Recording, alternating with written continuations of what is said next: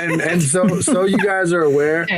Okay. I haven't seen anyone this whole time. This is like I'm like Hunger Games style looking at a camera and can't see anyone. Like my phone is turned around right now. I've just been staring at my phone this whole time, just I talking love it. blindly. That's I have funny. not seen anyone's face because I can see you perfectly. the front camera, like the selfie camera, there's a scratch right over it, so it looks super blurry.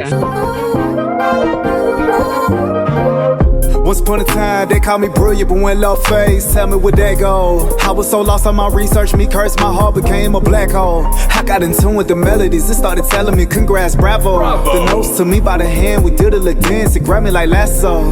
And right from the gravel, I was rock bottom, but I'm coming up. I run it, that kissing up. You never give up, but you never give up, but you never give up. Just keep living and learning. Now the tables are turning, everything's working out perfect. They can't say I don't deserve it. All the years I've been grinding and barely scratching the surface. Now I move with a purpose. Back at it again. And Keisha, I have to tell you, we have a fantastic musician with us today.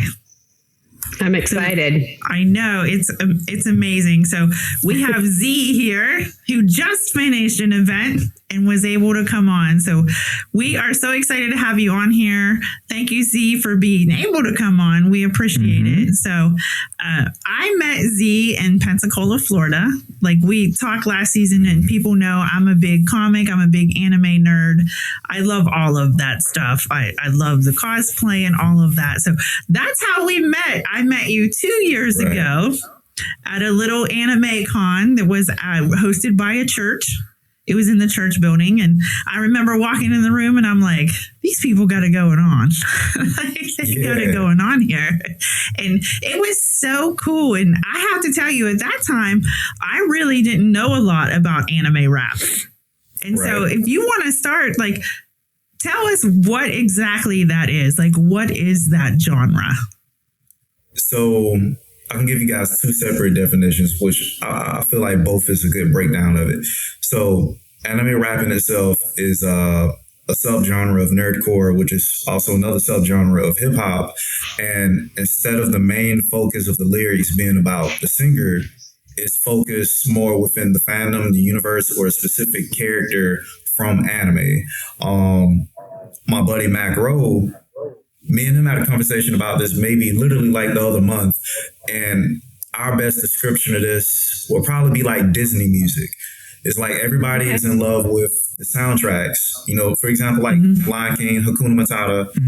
But the whole song is about that universe within Lion King. You know what I'm saying? But everybody sings it and they love it just like it's a regular song. So, Yeah, and it's interesting because I went there and, you know, there's a lot of cosplaying going on. And I know you guys were dressed to the hilt yourselves. And it's like, okay, we have this genre and this is fantastic. But I think people don't know that you guys do shows too, like actual shows. You go and perform just like another performer would do in a genre. And so like walk through that, like, what is that like? People obviously show up in cosplay. Like, do people come in the cosplay of the character that you're known to represent a lot?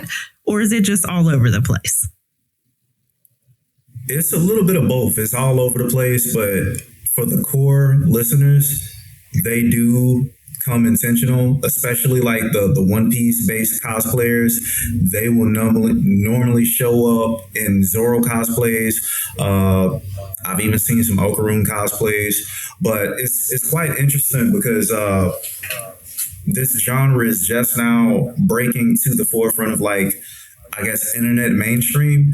So when I first discovered the genre, which was around like early pandemic, I didn't even know what the genre was immediately, but I was getting booked at anime festivals and Comic-Cons, and I was pretty much pioneering the genre in person.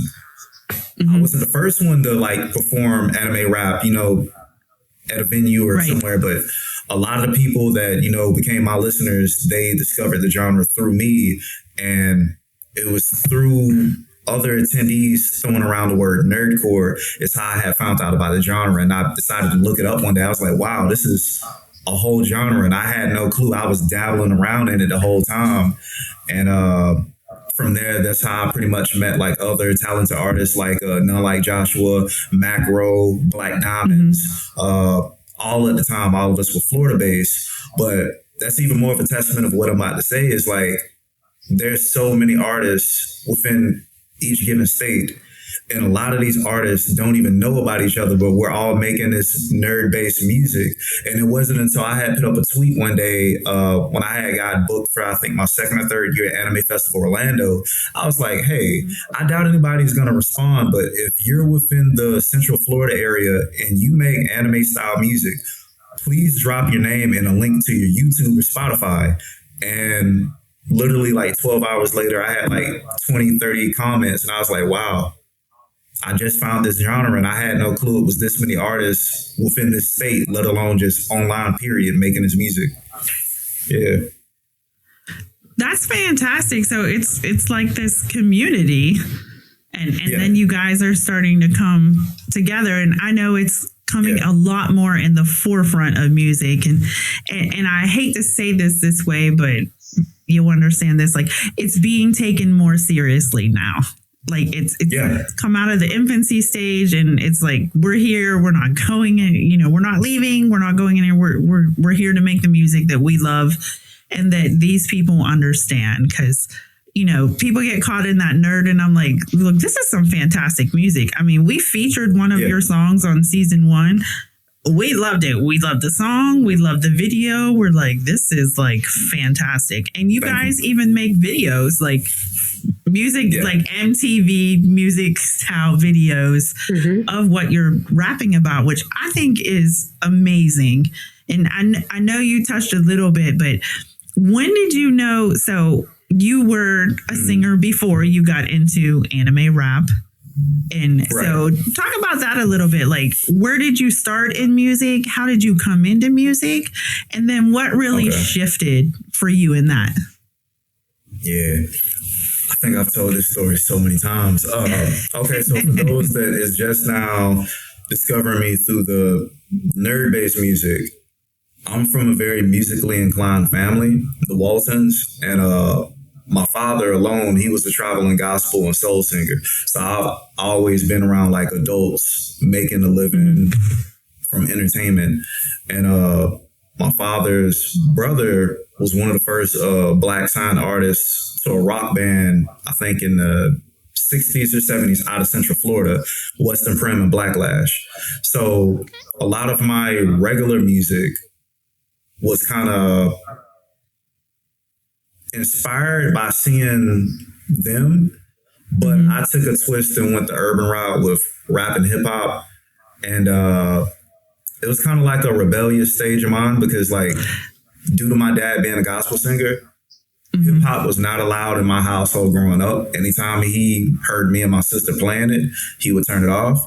And so I would sneak off with my cousins back in my home state in Alabama, and we would throw rap shows from like middle school to high school at our local civic center. And this is where we kind of realized that we could actually take music serious, because my cousin, Joshua Crook, who went by J.L. Shawty at the time, he actually had landed an independent record deal from us doing those little side shows in middle school. And so from there, we started getting radio placements at our local FM station, 93 BLX.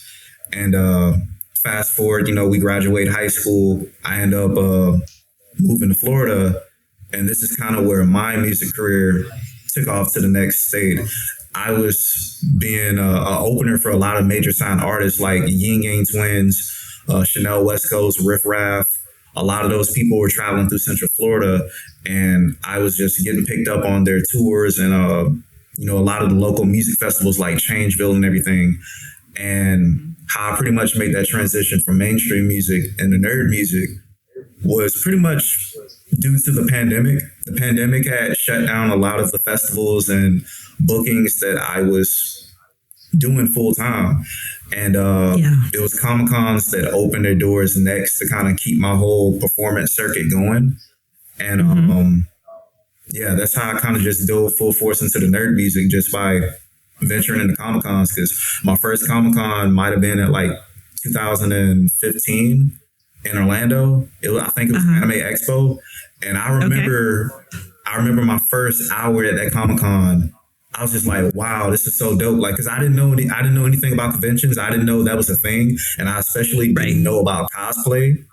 And, I remember I told my best friend at the time, Dion Durr, I was like, bro, how sick would it be if concerts were thrown in this type of environment and everything that these people are doing was like a song? They had their own song. And like I said, this was way before I even knew about anime rap or nerdcore. I was already thinking of making that type of music and performing in that space. I just didn't know how to do it. And at the time, this was before it was a mainstream popular thing to like anime publicly. So that's why I never went down that route like immediate, because I was like, wow, people are going to think this is so stupid. They're going to make fun of it. But little did I know. And you found your lane. Little did you know that it would be a life-changing. So you mentioned that your dad was a gospel singer.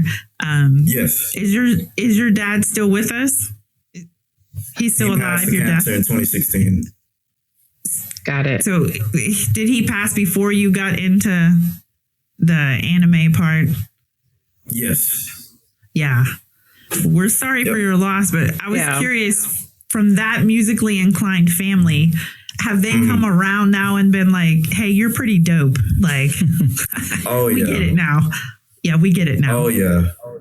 A lot of my older brothers, they call me all the time and tell me like, hey, man, just scrolling Facebook and Instagram, and like, we just saw what you just did. That was insane. Keep going. And it means the world. So that's great, because sometimes you get where families are like, it's still a no for us. Like we just can't stretch ourselves to get there. So I love that. And I know when I met you 2 years ago, you were a solo. Like, it was all you. Yep. And now you have agents, right? Yeah, I work with AEU Talent Booking, which is based out of Atlanta, Georgia, and I also work with a good friend of mine, Pauline. She's very fluent within the actor community, and she's worked with some pretty big names. So yeah, great. And so, like, talk about that a little bit. Like, did you search them out? Did they search you? Like, how does that conversation go? Where you're like, this is what I'm doing. This is what I know I'm supposed to do. But, I need some exposure. Pretty much, it's all just due to being present at these conventions and, that whole atmosphere, being around other creatives. It kind of makes people curious. Mac was actually the first musical act signed on to AEU Talent Booking. And it was ironic because me and him was having a conversation about it maybe a few months after he had did his first gig with them. And I was like, hey, man, if that's doing pretty well for you, we're already like pretty much connected, doing a lot of different, interchangeable things around each other. Do you think I should hit them up? And before I could even hit them up, they actually reached out to me and was just like, hey, we see that you're booked at MomoCon. We're going to come talk to you in person. I was like, what the heck? Because I was actually about to hit you guys up. That's crazy. And so, they came out and supported me at Momo, and they actually got to see firsthand, what I do and everything. And it's been a relationship since then. That's fantastic. I love that. You're like, hey, you've been there. What's it like? Should I hit them up? And they're like, we're going to beat you to the punch because you're amazing. Which I know. I signed that deal. I met you in person, and I thought you were amazing. You were very, very nice, and I love that. Yeah. But I want to ask you about when you're writing the songs for your character-based songs. As a storyteller, sometimes we have to immerse ourselves within who we want this character to become, and when we're writing the story. So is it the same for you when you're writing songs? Like, how does that work when you're like a specific character you're putting the song around? Do you immerse yourself within that world? And because you have to be familiar with a lot of things, because you don't just write about like one character. I mean, you guys cover a lot of ground within the anime world. So, and so you're like switching on and off. So how does that work in your mind to be able to do that? And how do you get so deep in that to produce the song that you're doing? It's just like what you just said. It starts with, for me specifically, it starts with embodying the character. And it's different, you know, depending on what's required for the song. But most of the time, I'll embody the character first, then do research. I'll also think about the stance of within this space. A lot of artists end up making songs about the same character. So sometimes I'll ask, okay, which angle hasn't been talked about for this specific character? And can I bring it to life? How much do I relate to it to where I can also make it enjoyable? And then I'll try to find an instrumental that fits that emotion. That you take into effect like the true nature of the character. Like this is where they're from. And that music is very different than the music that I come from. So I'm going to research that. So I not only make it mine, but I still stay true to that character. But this is my take on what this would be. Right. I know like creativity, that's a lot. Like I tell people it's exhausting sometimes when you have to be the character because you're always thinking, well, how is everybody going to receive this? You know, am I so far out left that they're going to be like, what? Where did you even come up with this at? Or is it just going to be like instant? They're going to be like, this is exactly what we were looking for from you. So I love that. Like Keisha and I know we're both writers. Ty's also written. It takes a lot. It takes a lot out of you. And so you've created this song with your character. And, you know, I've always been fascinated by music videos because I feel there's a whole nother level of creativity that has to happen there. Right. Like you have the song. Generally, people release the song and then they do a video. So, you know, I kind of liken it to characters in books. When you read this character, you have this picture in your mind, what it's supposed to be like. And sometimes it doesn't portray that way on the screen. And you're like, that's not how I saw that character going. And you know, some people are like, I don't like this film because that's not what I thought it to be. So I'd love for you to talk about like, are you like the think tank behind the video too? You're like, this is the video I'm going to make. This is how it's going to look. Like, obviously there's a production team that helps with all of that, but what goes into that too? So even that still stays true to the character that you're representing in your music. Well, I'm to the point now where like, I'm very, critical and detailed about the things that I work on, my projects. So I will make 1 million notes and I will send that off to whoever is editing the video at the time. Sometimes it's me, but you know, when I can't get to it, majority of my videos, I'll send it off and I'll tell the editor at the end of all those notes, hey, this is the vision I'm going for, but you have creative control to replace and swap things out. And just, you know, kind of cook from your own creativity as well, because you may see something that I don't see. But as long as we both hit that same end goal, I'm pretty much happy. And not every artist in this genre is blessed enough to have, you know, a final product like that. Because a lot of these editors, they'll just go and grab random clips and just it's not even matching with the lyrics is basically what I'm getting at. And it's just like this is a very important part of the song because like I said, you know, this very niche genre for the people that might find this song online, if they already don't know about the character or the lore, that video is the last thing saving that song. And if the video's off, you might as well just hang it up. Hang your coat on the wall and just go out the door because it can be brutal. You know, we discuss this a lot. Like fans are very critical. Yeah, like they are. You get one shot. They're you know, this is not a bad way, but they're not very forgiving about what they feel is misrepresentation. You know, especially in this genre. I mean, anime is. I mean, it's huge. I don't think people understand how big it is.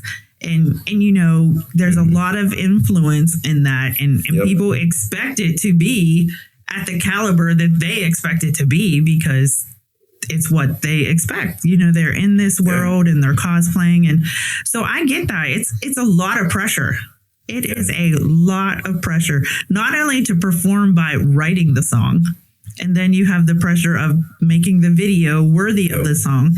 So Z, we have the pressure of writing the song, the pressure of producing the video, and then on top of that, you have the pressure of performing at the concert. I call them concerts. People call them shows. You have that to be able to stick with that consistency of all of that. But the pressure, talk about like, how does that work on your mental health? Well, it's most definitely something to juggle, especially when you're tampering with something that is delicate as, you know, people's favorite characters. These people hold these characters very dear. You know, these are characters that people may have grown up with from their childhood to their adulthood. So they are very particular about how these characters are represented.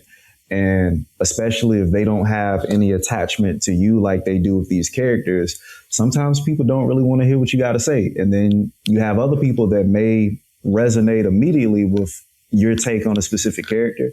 But me, you know, I just try my best to have my fun with the songs that I'm making. I know off rip when I publish stuff, it's not going to resonate with everybody. You know what I'm saying? Everybody has their own perspective of this character and how this character is supposed to be and whatnot. And eventually, if the internet does its thing, the algorithm does its thing, if the concerts and the experience at the shows does its thing, you're going to find the group of people that resonate with your creativity anyway. So yeah. And so I have to ask because I've seen clips of these shows that you guys have put out, and the cosplayers are actually there in their outfits. So when you're on the stage, like, has any of them you've seen just like make you pause for a minute? Like it just stood out so much. You're just like, oh, kind of, or are you just like so focused on I'm here to perform? I'll look at that later. But I sometimes feel like, you know, they always say when you're speaking, find someone in the room. For when you get overloaded, you just find that. Is that the same when you're on stage doing these concerts? I mean, if it's most definitely like an obvious character from something that I write about often or I watch and consume often, it's kind of like, you know, a spark of energy, because it's just like, yo, they could have been anywhere else during this convention, but they came out to the concert, and now it makes the experience even more live because they may also match with a song that we're performing that night. But I'm blind as hell anyway, so if I ain't got my glasses on, I'm not really seeing past the front row. And I'm focused on trying to remember my lyrics and trying to remember the bounce here and bounce there, and just, Your thing. Yeah. So I love that you said I'm trying to remember my lyrics, because I've often wondered, like, how do you remember all of the lyrics to your songs? Because we're not talking like 2-song set and out the door. I mean, you guys perform a lot of songs while you're there. Like, how do you remember all of that? And have you ever forgotten a line, and do you just keep going? How do I remember all that? I don't. Really? Never had a concert where I remembered like every single line to each song. Like, there's going to be one song where I slip up on a line or something, you know what I'm saying? And it happens, because not even the majors are that good. You know, even Lil Wayne even says in interviews, like, he don't remember all the lyrics to all the songs he record. Like, sometimes he even has like a little teleprompter up there with his lyrics to help him and guide him in the concert. Yeah. So, you know, I'm not trying to put that type of pressure on myself to think I need to remember every single lyric, you know. So as long as the attendees, you know, at least sing along, it's like, okay, now we're singing together. So it's a participation thing. Yeah, like turn it over to the crowd, because this is your time to shine, people. It's your time to shine. So you can see Mac Ro has joined us. How you doing, Mac? Doing good. Thank you. Doing good. We're glad you could make it too. So we've been having a wonderful chat with Z. We're going to circle back to some of the questions we asked him to get your take on it, because I know you two do a lot together. Yes, we do. Yes. And so I know you guys are like, that's my brotherhood. So I met Mac at the same anime con I went to, and I remember he had I'm going to call it custom, a custom Pac-Man suit on. That's right. And I was like, okay, first of all, I'm all about being your own thing when it comes to fashion. Like, I'm just like, I have pink hair. Like, I get it. But I just kept staring at him. I'm like, I hope he doesn't think I'm some kind of creepo, but I cannot get over this whole Pac-Man suit that he has going on. So I went up and I was like, hey, that's like a great Pac-Man suit you got there. And then he's like, yeah, and I got socks to match. And he like pulled up the pant leg and he had the socks. And I was like, you got to go over there and I got to go take some pictures because people are not going to believe that you have a full Pac-Man suit on. That is all Chrissy. I was just like, gaga. I'm like, these are my dudes. Like, I totally get where they're coming from in that. So is that common for you to do, Max? You have different suits that you wear, not just your Pac-Man one? The suit thing isn't really like my thing. It was just something that I had that was like kind of character, driven a little bit, fandom driven. It's a character suit. The only other suit that I have is I call it my Valentine's suit. It's a white suit covered in blood. So okay, like the bloody Valentine. Yeah, that's awesome. I wear that one. But usually that one usually only comes out for like Halloween or like just depends on if I have something that calls for that white suit with blood on it. But to be honest, I don't even fit in those suits anymore. I tried wearing that Pac-Man suit. I gained too much weight in like my midsection, so the pants just don't fit. they didn't go anymore. Yeah, I tried to pop the button. It said unpop, so that didn't work out too well. We're going to have to retire this one to the closet. I know you were doing so many photos that day, and I was like, everybody wants a picture of the Pac-Man. But you were playing a game at your table, too, with people. Yeah. So you played a board game as well with people. Yeah, that's right. I did that day. That's funny. You did that. And Z was doing, you had an Instagram. I believe it was an Instagram. If they did something and subscribed, you gave away something. So I love that you do that there. And you interact with the fandom in that way. I think that's really good because people bond with you as a person, not just as an artist, but also as a person. So they know like, hey, I'm going, my guys are there. This is what we're going to do. So we asked Z, so anime rap, how would you define that? Because we talked about with him that people, I don't think they really understand the whole genre. And it's bigger than what people think it is. They think of these, they're not little by any means, but that's how they do them, like these little comic cons, anime cons. But I mean, there's a lot of people there. I was amazed by how many people were there. So in your words, like, how would you define anime rap for you? And anime rap can be classified under the nerdcore genre itself. So that's just a subgenre of that subgenre. So nerdcore music, and more specifically the anime rap of what we do, is like I said, just a branch of it.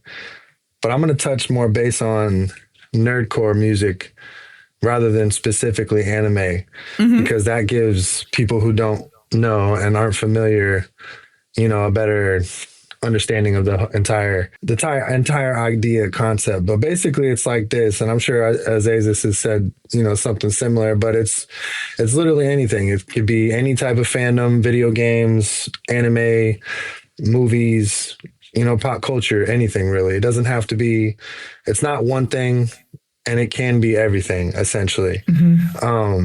It's basically, there's music that, we could make where it's like, it's drawing from our lives and drawing from our personal stories, or, maybe stories that we've seen and have been influenced by, things like that. Nerdcore music is, we're taking the experiences of the characters, of the stories, of the, the arcs and the tropes and the moves and the characteristics of the characters themselves, and transforming that into music. And in a short form, the way I like to describe it to people who aren't familiar is cosplay in music form. So basically, I'm putting on Luffy's character and thinking, how would Luffy make this song? If Luffy was making this song, how would he approach it? What would he say?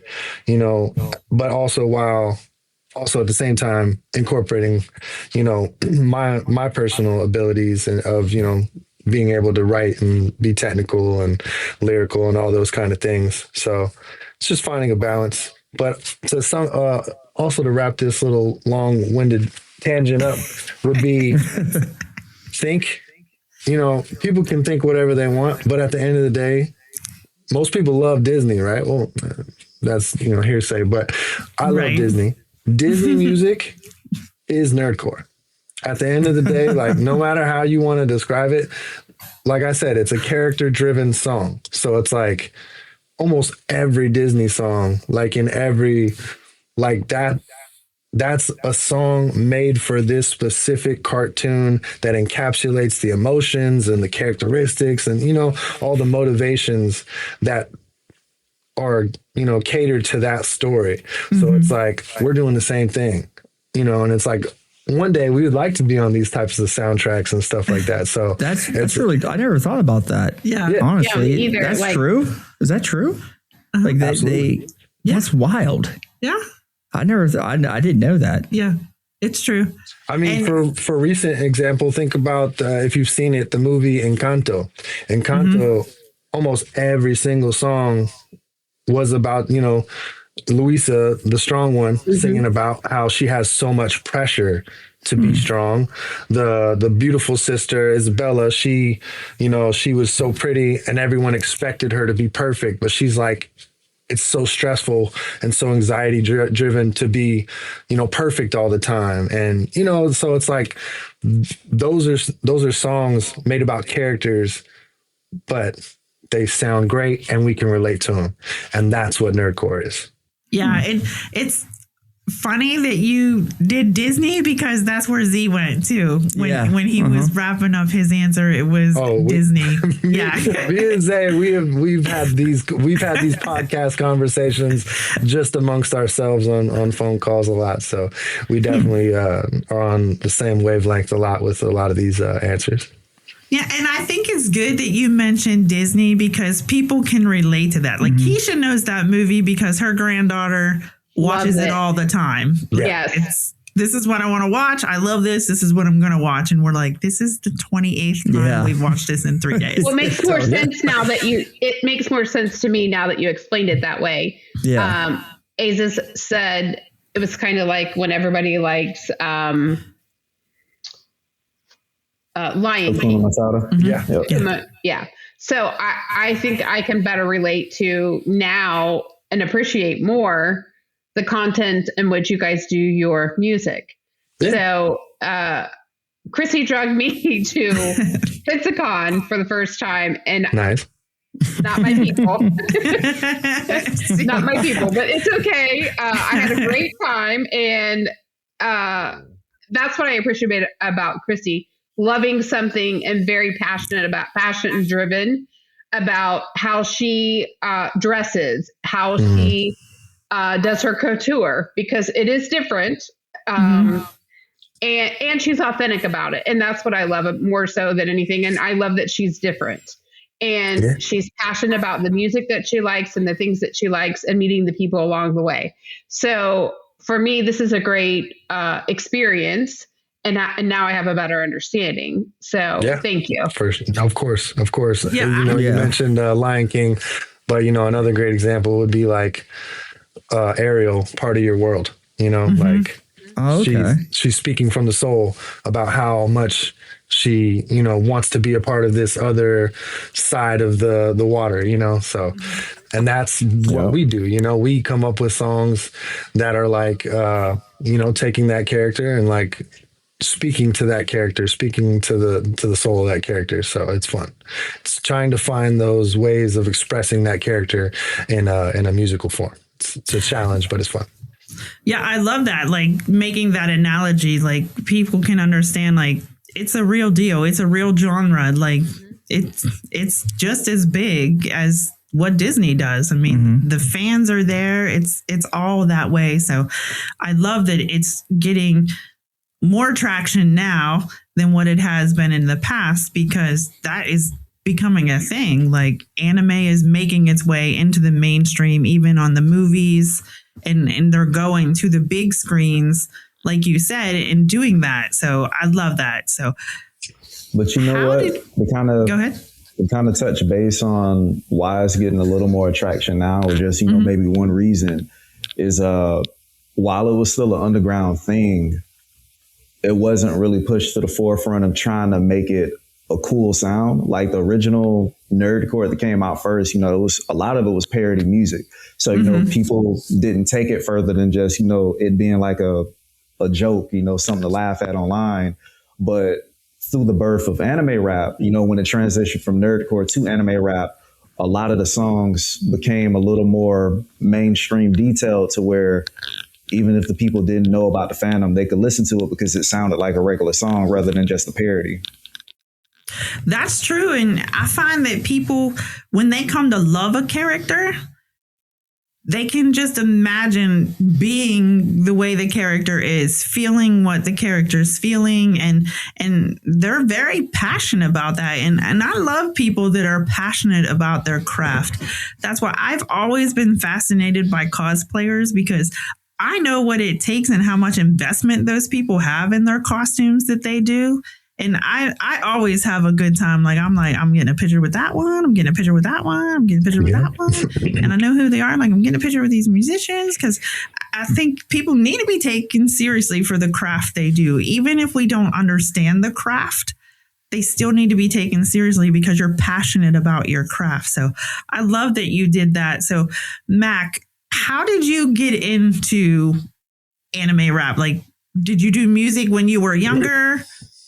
In that way, like, how did your music career come about? I'm 35. I started making music when I was probably about 14. Okay. So been doing it for a little over 20 years now. I didn't start doing anime rap nerdcore music until 2019, 2020. And it was mainly due to the COVID time. And so it was 2020. In 2019, I was just starting to do anime rap, and I didn't know there was the genre called nerdcore and stuff. I was just doing hip hop remixes, but with anime inspiration, and it was more surface level than what I'm describing. Like how I was saying, I'm taking the characteristics. It was more so being surface level. Like a lot of the characters have special moves and, you know, things like that. I'm just being more surface level, like, you know, just using moves and names as references rather than motivations and characteristics. So it was more of a surface level way of approaching anime rap, but it's what got me involved into it.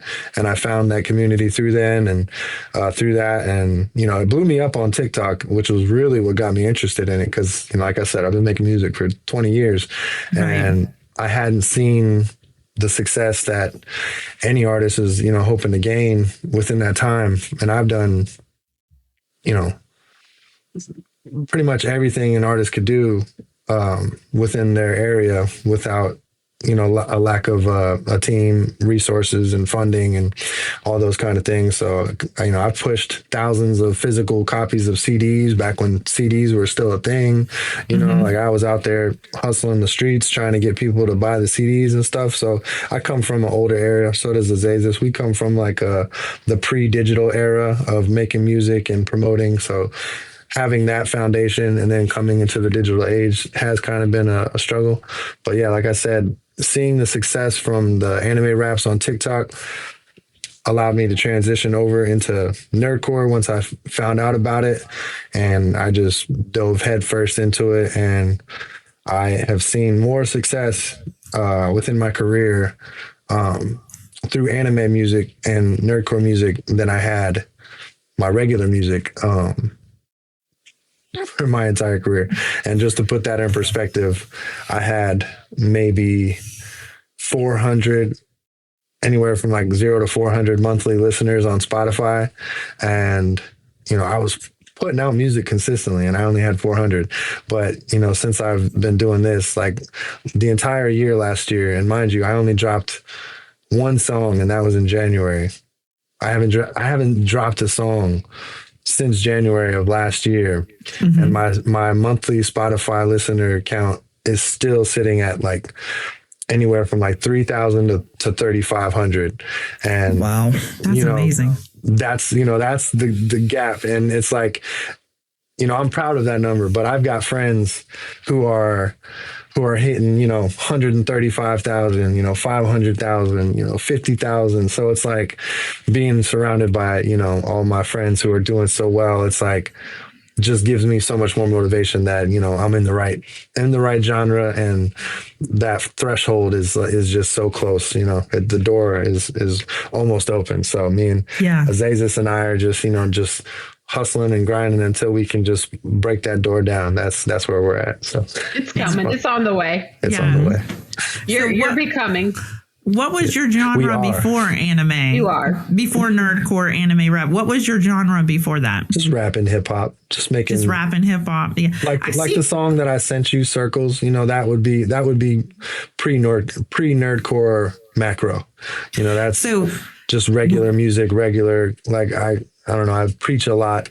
Like I'm very like, I don't know, when I'm talking to friends or family members, like I'm like very philosophical, and some of that translates into the music when I'm making certain songs like Circles. You know, I'm talking about, you know, never giving up, and, you know, always, you know, just persevering no matter what. So, but you get it. And I love that, because we featured that on season 1. So you both are back for season 2, so we're gonna have to feature like a nerdcore anime song from each of you this time. And I feel like hip hop is a big influencer in this genre. Yeah, like a big influencer in this genre. And you know, we all love hip hop. Keisha and I also come from the pre-digital world, so we get that. Like, the people today that are the digital people, they don't understand the hustle and the grind of back in the day when that just wasn't there. Like, you're right. Yeah. It's CDs out of your trunk. Everywhere you go, you have CD. It's like we say in the book world, everywhere you go, you better have some books on you somewhere. That you're in an airport, someone will buy your book. You know, you have the clear bags that they can see your books in. So we totally get that. Yeah. Like, we have them everywhere. You know, we write about all different genres. I'm also like that in writing. I don't like to stick to one thing, because I feel like you can influence a lot of people as you move and groove through different things. But so one thing I'm interested about is we talked to Z about this. When you're building your characters and you're doing a song about a character, how do you build that? Like we talked about, especially in writing, we have to immerse ourselves so deeply in the character that we want to develop that we have to bring them to life on paper, but we have to feel what they feel and know what they're going to say and do that. So how do you approach that in your music when you're doing that? And this is for like your character led songs. Yeah. I mean, that's the beauty of what we do. You know, I don't have to figure out who this character is. I don't have to force myself to love them. If I'm writing a song about a specific character, it's because I know this character well enough. Because I don't write songs all just about characters I like. You know, I write songs about villains and, you know, side characters. And I wrote a song about a ship, you know, the Going Merry, the boat that the Straw Hat crew rides on. You know, like I'll write songs about inanimate objects. I wrote a song about an action, the crew having a banquet after they win a battle. Like I wrote about the concept of having a banquet, you know? So it's like, for me, the inspiration and how I create the story has nothing to do with me. All of that's been done already. The work has been done when it comes to characterization and who this person is. I don't have to do any of that. I have to take that character and, like you said, absorb it and embody that and try to feed the microphone, feed the song like I'm a funnel, here's the character, here's me, the character is going through me to the audio, and so this is what you get. Yeah. This is what you get. And that, and so having a fond, appreciation for the material obviously makes a huge difference. I've done songs where I don't know the character, and this is when people would ask me to be on a song, and they'd be like, hey, can you do a verse for this character? I'm like, I haven't seen the show. More than often, I would try my best to watch the show and actually watch it, so that way I have a full understanding of it. But there have been times where I'm like, I don't really want to watch that show. It doesn't really seem like it interests me.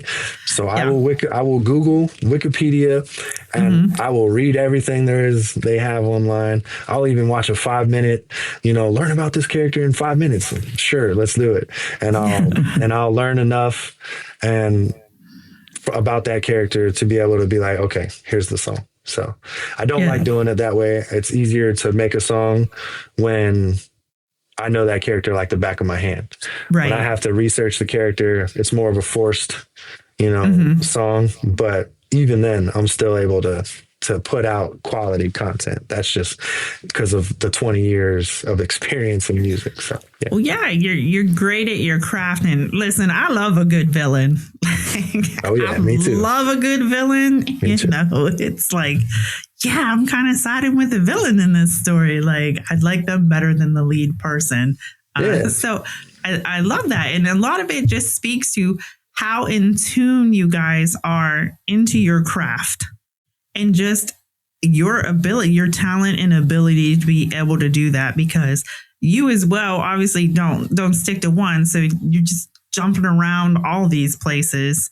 And that speaks to how well you are at your craft and how you're mastering it, but still doing the personal development to be like, you know what, I can go higher. I can go to the next level, and then I can get to the next level. And one thing we didn't talk about with you, Z, but I want to cover before I go into the next question is, you had mentioned, Mac, like all your friends, you're at this amount of people and they're at this amount. So, we really, Keisha and I really focus a lot on collaboration, because competition has no room where we are. We don't believe in competition. There's room enough for everybody. Like, there doesn't need to be competition. And for me, it's like the only competition is with myself. Like, I need to go to another level. So I need to get there.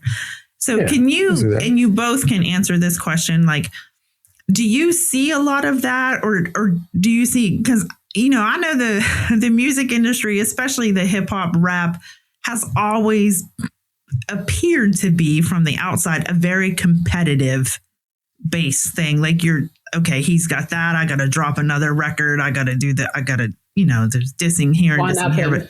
But so do you see that a lot within your genre, or do you see it and you guys are like, hey, we're all about collaboration over here? Like, we, to compete would take away from what we have, or? Well, I guess just as a precursor, I totally understand what you're saying about, you don't see competition, and that there's, there is room for everybody. There's always room for everybody. But competition, I view it a little differently. I view competition as like, how do I explain it? Basically, like how Burger King views McDonald's, I don't need to hire a research and development team as Burger King to know which area to put my next restaurant, because McDonald's did that work for me, Right. So it's like sometimes your competitors can help you, depending on how you view the situation and the situation, period. But what I guess I'm getting at is, if somebody I know drops a fire song and I'm just like, dang, like, why didn't I make that? Or I need to make something like that. It just fires me up to want to do better. So I guess that also is just the competitive nature of hip hop, period.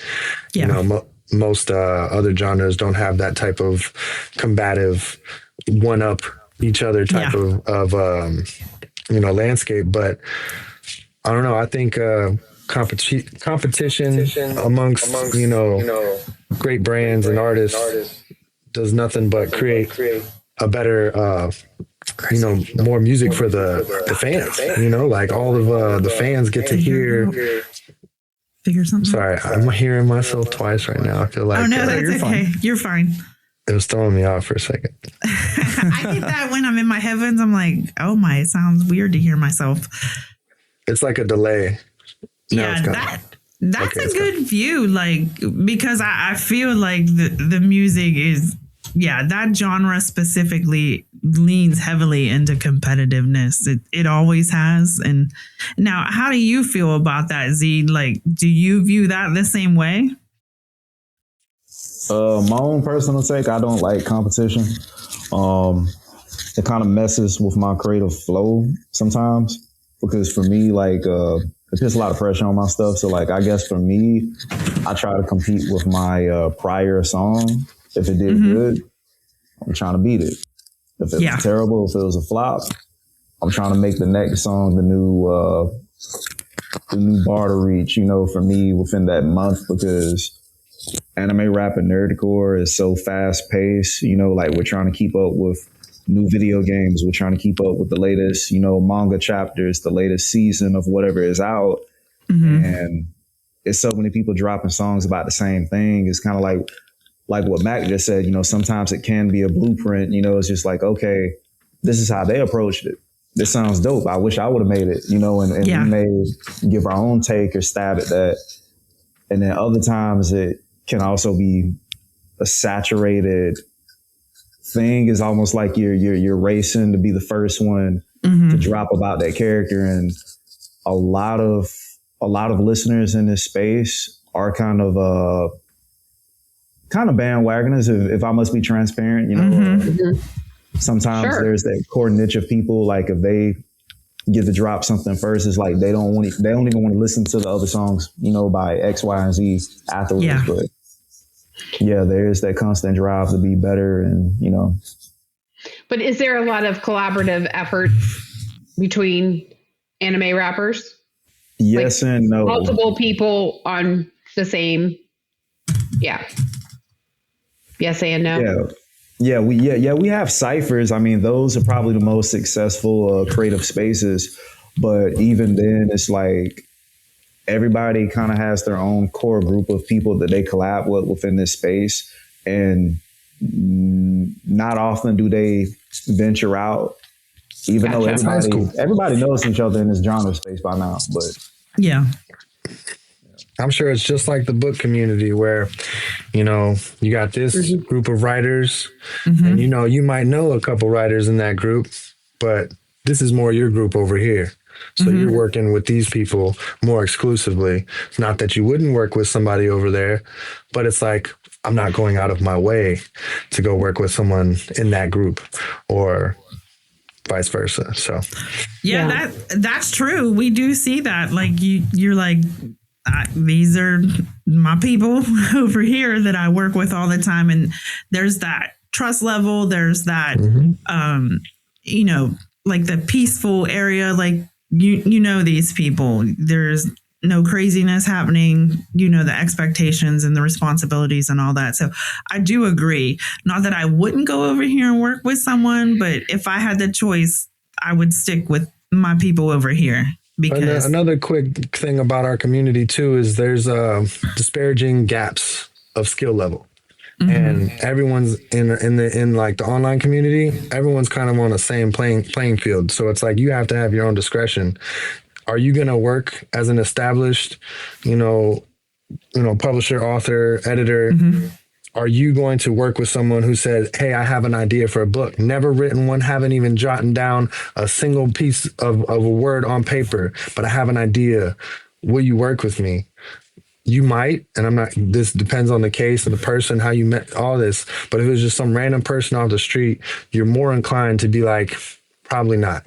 I'm not going to work with you because I already have a threshold of the people that I'm working with, and they're in this group. So it's like you're just starting. I don't, you might have a fantastic idea, but you don't have enough footwork in the game already for me to be like, that makes sense. Let's work together, Right. Yeah, I agree. You got to have some skin in the game. I always liken it to, in the writing world, we have fan fiction, which is pretty much they just write whatever. There's no editing, no professional editing going on there. And you're like, wait a minute, he was Joe in the last chapter and now he's John over here. Like, are we talking about the same character? Right. And so I get what you're saying, because it just frustrates me so much when I'm reading them. I'm like, this is why we're a huge proponent for editing. Yes. You want to be taken seriously in your craft. And if you align with the wrong person, even one time, it's the same in the book world. They're not very forgiving in the book world either.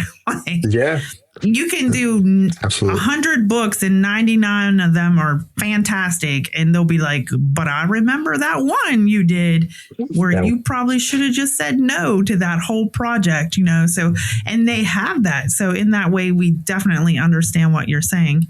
And so I asked Z this question. There's the pressure. I want to touch on the pressure a little bit, because we're all creatives. There's pressure in what we do.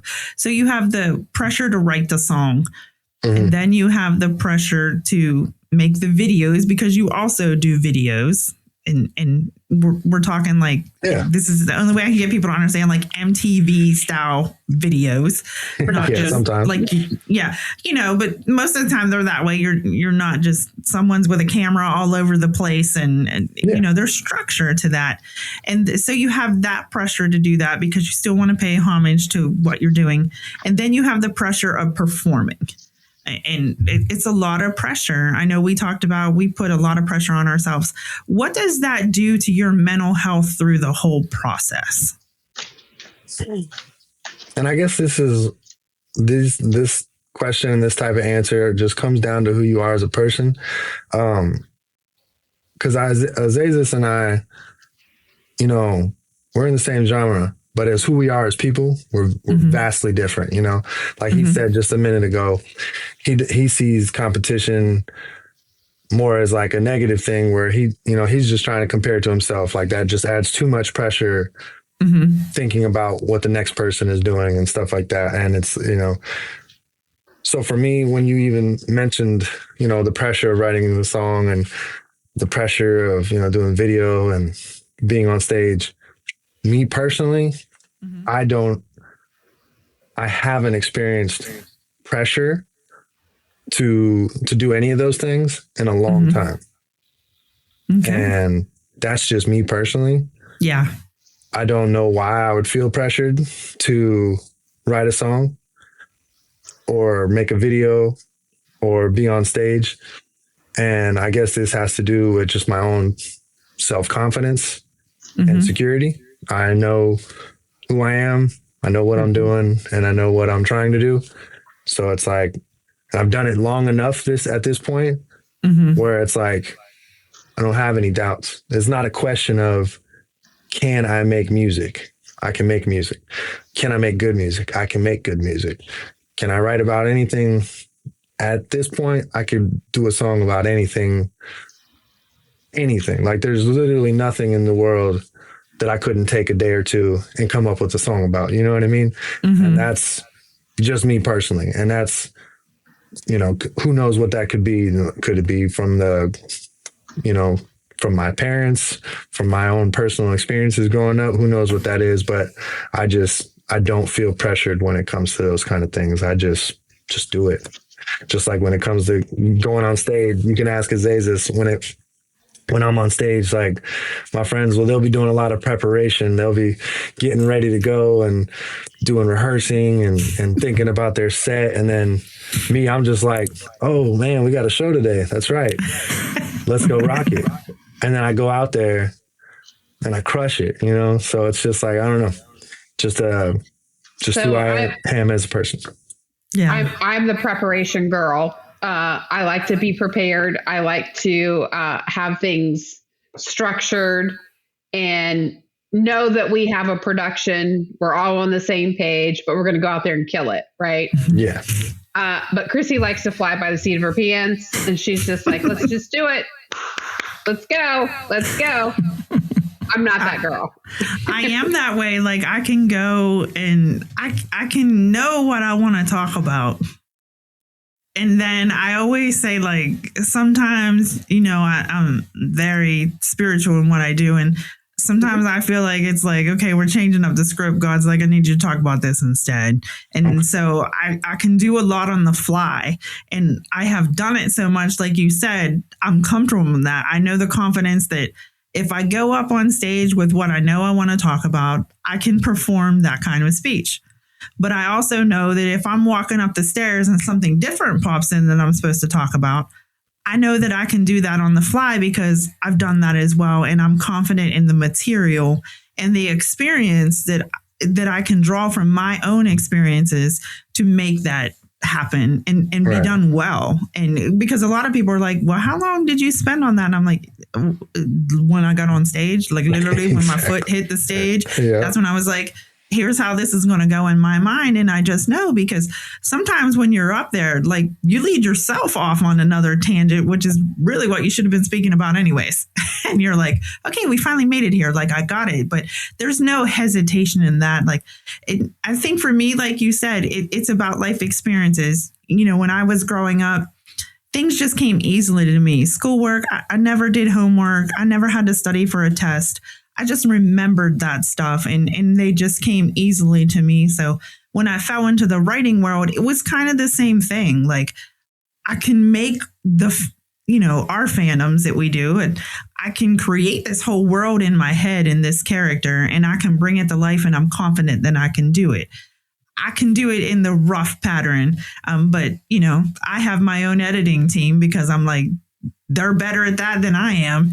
And so I do my part, I turn it over to them, and together we make this wonderful product. And I think people don't realize that, like, you have to be confident.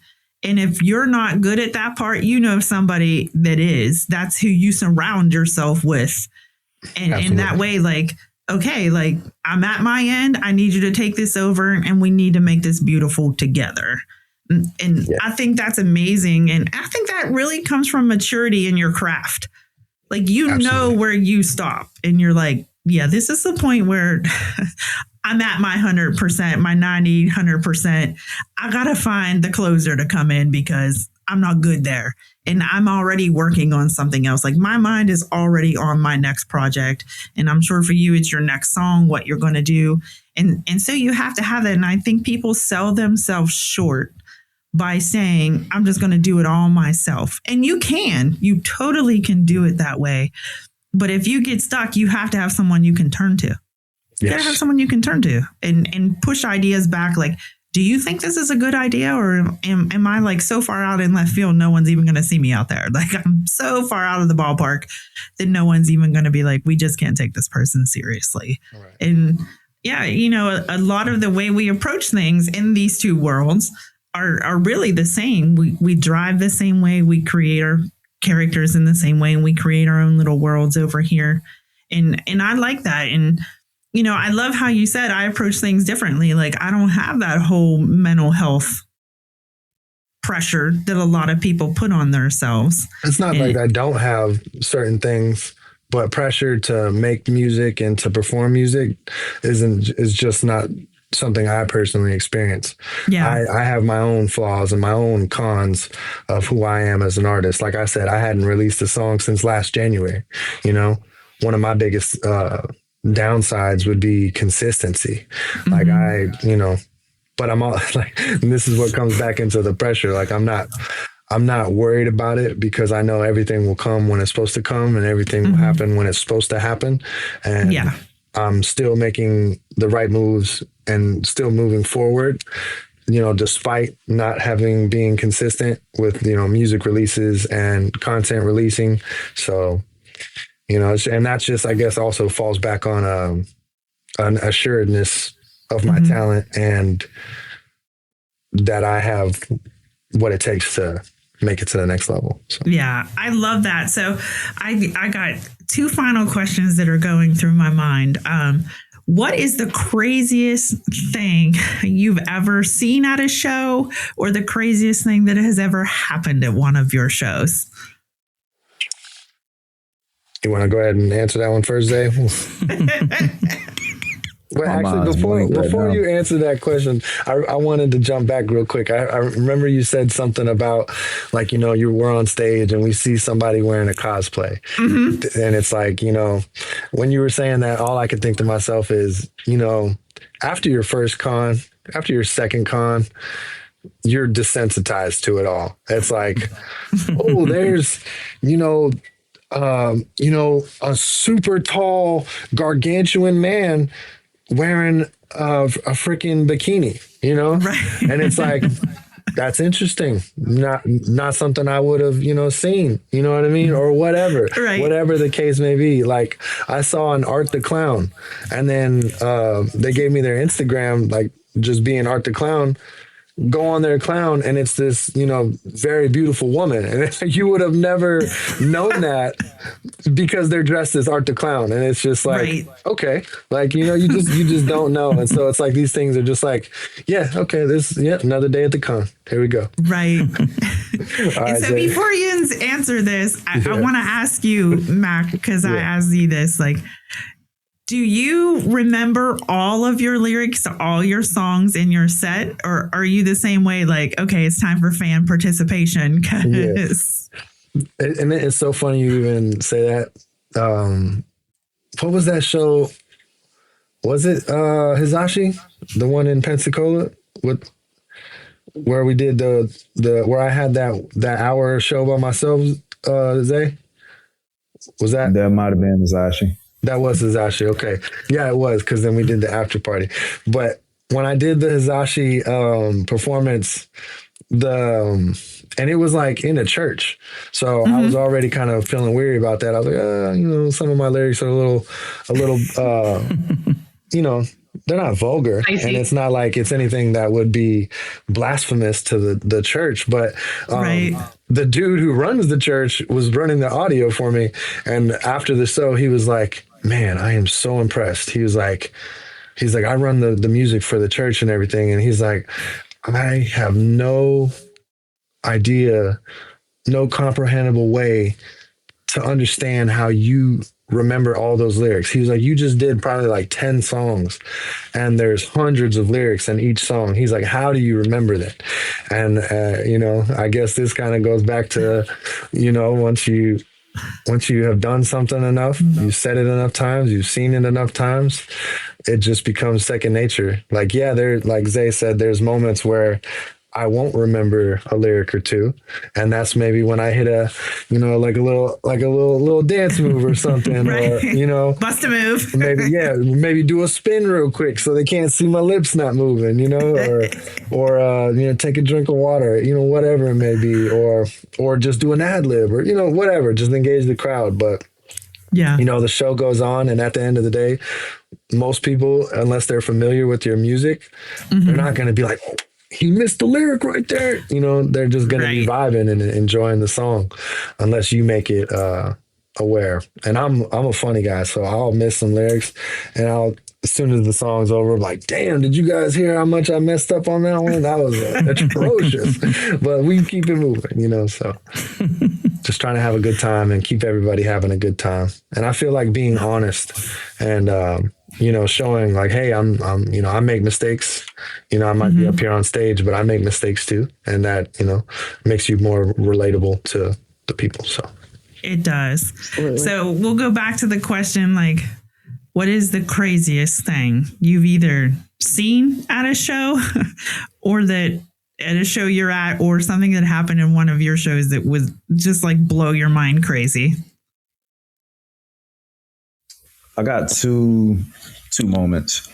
One was at MomoCon last year in Atlanta, Georgia. And I think it might have been during my solo leveling song I was performing.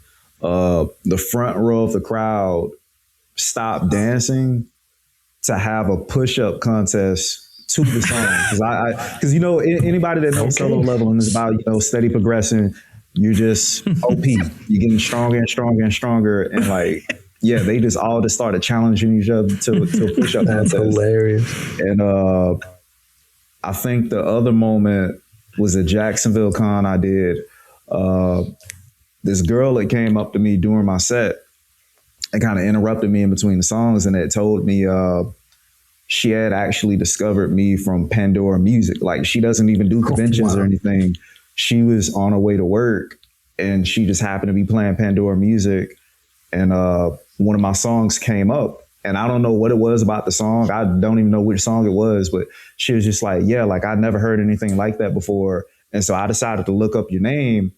And then I found out you're based in Florida and then you're doing the con. So I was like, I'm gonna go buy a pass just to meet this guy and tell him. And so she had bought a whole pass to that Jacksonville con just to come tell me that she had discovered me off Pandora. That's awesome. Yeah, that's awesome. How about you, Mac? Oh, crazy stories? Yeah, like one's got to stand out. I mean, or two. Yeah, I mean, I don't know. I don't know what would be viewed as crazy, you know. What do you view as crazy? I don't know. Nothing has been like crazy to me. You know, these crowds are, for the most part, a lot of like introverted people, and we're trying to break them out of their shell. Which is hard a lot of the times, especially when they don't know who we are. So it's like, we're not only having to break you out of your shell, but we're also having to get you to like the music and like our energy. So it's a lot of responsibility on stage.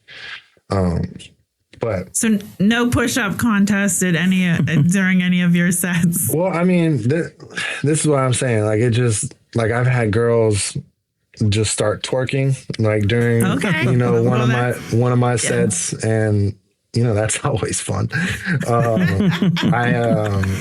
And that's why I'm like, what's crazy? I'm like, because like crazy to you could be a light day for me, you know. So like, we don't know. I got a moment for him. He does so many shows he probably forgot. So he did a show in South Florida, SuperCon specifically, where he went through a set. And they enjoyed his music so much, they had him re-perform the same song like 4 or 5 times, back to back to back. Yep. Oh my God. Yeah, they were like, awesome. We like this one. Let's just keep hearing it. They're like, one more time. So, and, funny story. I met Jason Aldean before he was popular, and he only had one song. And he came to our small little bar area. And, you know, he didn't have any big hits. He only had 2 songs. And he literally would play his 2 songs. They changed the music for maybe 4 songs, and he'd get up and play the same set. He did it 4 times. And my husband looked at me and he was like, he's never going to be anywhere. And look at him today. Wow. And the doors open. So yeah. I guess I have one not crazy. I mean, I'll do 2 quick ones. There was this girl who had those little light, like you crack it and it like lights up. Oh yeah. Mm-hmm. And like you can kind of make bracelets and yeah. She had like a nose ring and she like connected a line of them. And as I'm on stage rapping, like she handed me the end of the leash essentially, and so like I'm like holding on to this girl's nose, and her boyfriend is just standing there watching, and it was just like, we're having a great time, but it's like I'm also like, you know, I wonder what he thinks about this, but, but I'm like, you know, it's okay. And then the other thing was this one was at a AFO, the first time I believe I performed at AFO with no, it was the second time actually. The second time I performed at AFO with Azazus, there was this older lady and her daughter, and they came into the room and watched my performance, and I even invited them on stage, or her daughter on stage, because she was just enjoying the show and having a good time. And I was like, come on up here, you know, making an exciting moment for her and everything. And after the show, she came up to me and she was like, we don't like rap, but we love what you just did tonight. And if this is what rap is like, then we could actually listen to it. And So they were just very grateful that I had given them that experience, brought them on stage, and yeah, it was just a fun moment. So not That's too crazy, awesome. but more of just a nice, wholesome moment. I like when that happens. So now you're represented by agents as well, or are you solo? I mean, I have a booking agent that Azazus and I share, AEU booking. And then I have an unofficial management company through a card shop in New York called Next Legacy and Coast Marketing. And they bring me out to New York and other cities to perform at shows and stuff like that. So it's fun. That's nice. So I want to ask you, you guys perform, but what is your favorite fandom? Fandom or character, like your own personal, not your stuff, but like the fandom as a whole. Do you have a favorite? Oh, absolutely. I'm gonna let you take that first, Mac. Oh yeah. Oh, absolutely. No, I'm a consumer of content since I've been a kid, so I've always grown up loving movies. I mean, I can name a couple different movies right now that I just absolutely love and could watch them. So this is not anime, but just to get anime out of the way, obviously One Piece is my my favorite, just because what's not to love. But let's hop out of anime. Lord of the Rings extended editions. All right. I am just absolutely enthralled by the universe of the Lord of the Rings, and I just completely love that. I could watch that series over and over and never get tired of it. I think that's one of the greatest trilogies ever made. So I agree. I love that. Like, I was in a singles group at one time, and we were like, they're playing them all, and we're just going to go to the movie theater and see them all and just try to figure out when we're going to take a bathroom break, because these things are like almost 3 hours a piece. And people are like, where are you guys? And we're like, well, movie 2 is getting ready to start. We're in it for the long haul. Don't bother us. Like, and they're like, but you guys seen them 100 times. We're like, okay. Like, all right, well, and now we're here for 101. But I agree that series just, love it. Aesthetically beautiful. The story was amazing. And I was just like, you shall not pass. So many great takeaways from that. So yeah, I love that. I'm one of those guys I'm sorry. I'm one of those guys that watched the movie and I'll be like, did you see that right there? That was actually when Viggo Mortensen broke his toe because he kicked the helmet. You're like, wait for it. They're coming off the boat. When Gandalf hit his head right there when he was walking, that wasn't planned. They actually didn't direct that. Right. You're like, that was totally added, but they're getting ready to come off the boat. Like, this is one of the best action scenes. And, I'm like, any scene that you see where it's not a close up of Frodo, that's a dwarf actor. Right. Because people don't understand that. Like, there are others, but because he's not that small. But yeah, I love that movie as well. Love it. What you guys, Yeah, there's quite a few. If we talking video games, Overwatch, Pokemon, anime, probably One Piece, the whole Fate series with the Holy Grail. If we're talking about like TV series, I was super big into Supernatural, Goosebumps. Yep. Stuff like that. Yeah. Supernatural was an amazing show. Yeah. I was not happy when that came to an end. I put that off watching that final episode for like years. I refused to watch it until like last year. Yeah. I did that. So I was a big True Blood fan, because it was varied from the books, but I never watched the last 2 episodes until like 3 weeks ago. And I was like, I should really watch these because they're not going to end the way I want it to end. And I know that going in because I've read all the books but I'm like, I don't know if I can bring myself to do it. Like, I don't know if I can close that chapter.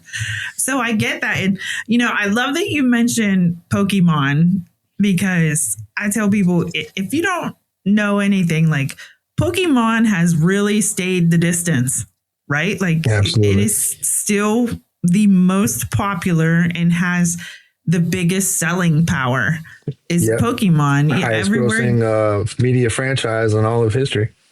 Exactly. And it's like, it's the real deal, people. It's the real deal. And I always say, like, you got to watch, because some days I'm like Pikachu, like, Pikachu, and off go like, it's a good thing I cannot do that, because Keisha would really have to, like, rein me in with an electric collar or something, be like, no Pikachu for you today.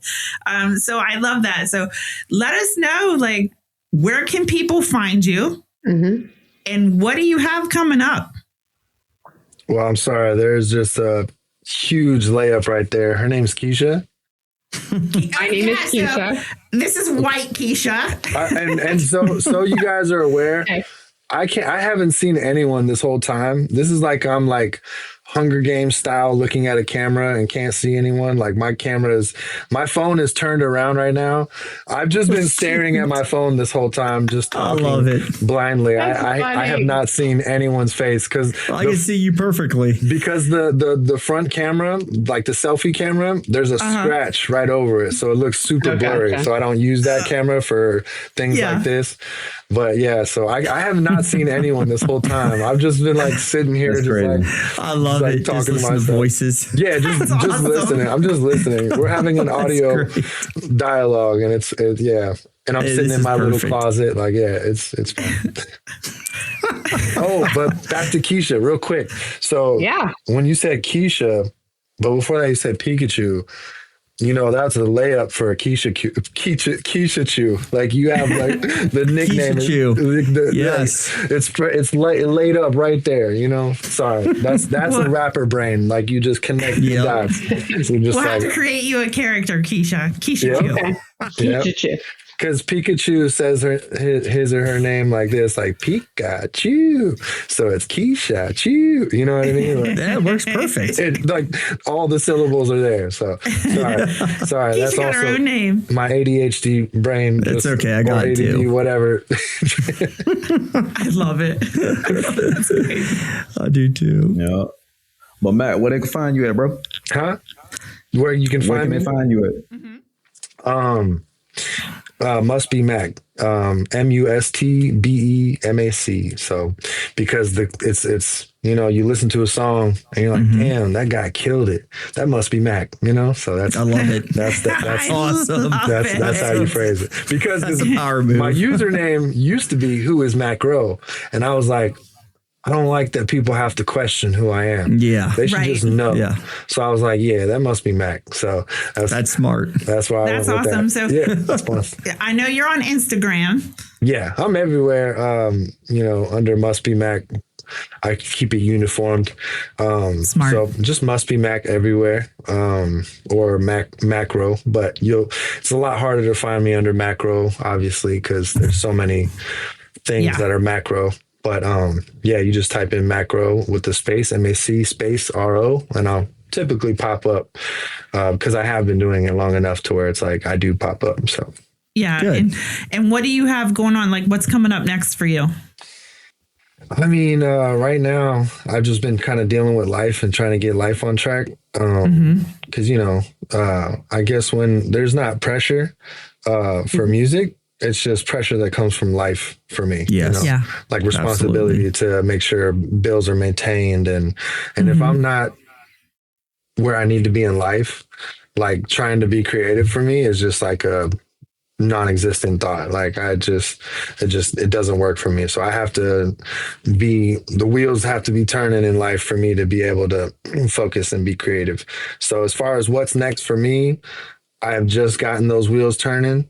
So the next step is really just planning out how I want to release things, strategizing how I want to create my content and release that, and, just keep it pushing, collaborating with other people in my little circle and just keep going. That's really it. I've got, shows lined up throughout the year that I'll be doing and appearances I'll be making and stuff like that. So just trying to capitalize on everything coming my way, and with every day, just trying to do what I can to make a name for myself. So that's all right. Good for you. Y'all can find me at azazus.com, AZAZUS. As far as what I got coming up, I think I got one more show set for the spring. That's going to be at MomoCon in Atlanta, Georgia, the weekend of May 21st through the 25th. Got some appearances from my boy Mac and a couple other people that I'm going to keep on the wraps until, it's time to announce. Right. Always the new music coming. I have new music coming like almost every 2 weeks or so. Mm-hmm. So just be on the lookout for it. You guys really have to check these guys out. I met them 2 years ago, and I was just like, these are my people. Like I totally get it, and I love the honor that you give your craft, and you're both extremely talented people. And I love that you're like, look, we're gonna bring it to people, but we're gonna stay true to ourselves and true to our craft. So we definitely want you to check them out. Again, this time on this season, you guys can submit your Nerdcore song, because we still feature songs, and we still do that. And at some point we're gonna have a session where we bring our musicians on and they're going to just perform. Mm-hmm. And we're going to have to do that. And we would love to have you guys come back for that when we do it. And I'll keep you posted. And just keep us posted of things. And any way we can help you get your name out there and get some traction going to you, we will gladly do that for you guys. Yes, absolutely. Yes. Hey, this is Keisha. It's important that you leave your comments because we'd love to know about it. We'd also like for you to subscribe, like, share, and tag. See you next time. Hi, this is Chrissy. Thanks so much for watching our episode today. Be sure to stay tuned for our featured song. Can't wait to see you next week. Once upon a time, they called me brilliant, but went low face. Tell me where that go. I was so lost on my research, me cursed, my heart became a black. You never give up, but you never give up, but you never give up. Just keep living and learning. Now the tables are turning, everything's working out perfect. They